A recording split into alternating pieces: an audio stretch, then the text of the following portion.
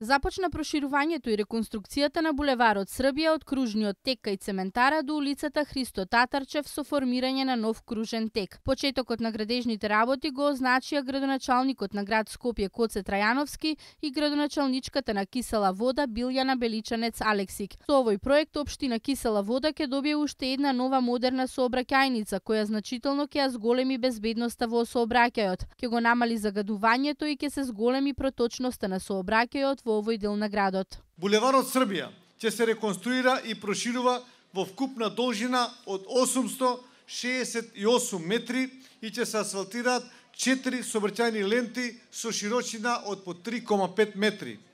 Новата траса од десната страна ќе има странично зеленило со широчина од 1,5 метри и пешачко-велосипедска патека со широчина од 3 метри, додека од левата страна ќе има пешачко и велосипедска патека со променлива широчина. Новиот булевар ќе има средично зеленило со широчина од 2 метри. Новиот кружен тек ќе се формира помеѓу булеварот Србија и булеварот Христо Татарчев и улицата Христо Татарчев крак 2 со диаметар од 36 метри. Истиот ќе се состои од 4 сообраќајни ленти со широчина од 4,75 метри и пешачка патека.